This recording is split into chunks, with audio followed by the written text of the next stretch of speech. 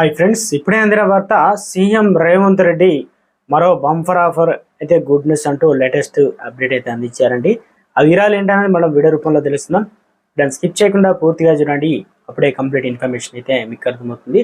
ఇంకా ఎవరైనా సరే మన ఛానల్ సబ్స్క్రైబ్ చేయకుండా వీడియో వస్తున్నట్లయితే వీడియో నచ్చినట్లయితే లైక్ చేయండి. లైక్ చేయడం వల్ల ఇన్ఫర్మేషన్ మరింత మందికి రీచ్ అవుతుంది. చూస్తున్న ప్రతి ఒక్కరు కూడా సబ్స్క్రైబ్ చేసుకోండి, డైలీ ఫాలో అవుతుండండి రెగ్యులర్గా. లేట్ చేయకుండా వివరాలకైతే వెళ్ళిపోదామండి.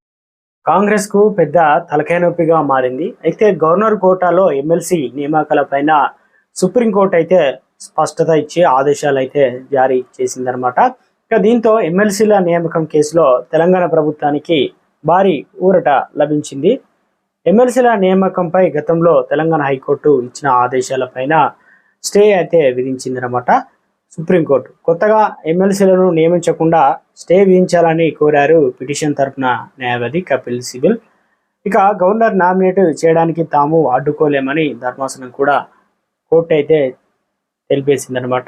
దీంతో చిక్కుముడి విప్పింది. ఇక కొత్త ఎమ్మెల్సీల నియామకానికి అడ్డుకుంటే గవర్నర్ ప్రభుత్వ హక్కులను మేము హరించినట్లు అవుతుందని సుప్రీంకోర్టు అయితే స్పష్టత చేసింది. ఇక ఎప్పటికప్పుడు నియామకాలు చేపట్టడం ప్రభుత్వం యొక్క విధి అని కూడా ధర్మాసనం క్లియర్ కట్గా చెప్పేసింది. వాస్తవానికి తమ నియామకానికి పక్కన పెట్టి కొత్తగా ఎమ్మెల్సీలను గవర్నర్ కోటాలో ఎంపిక చేయడాన్ని సవాల్ చేశారు బీఆర్ఎస్ నేత దాసోజు శ్రవణ్, కుర్రా సత్యనారాయణ ఇద్దరు వ్యక్తులు.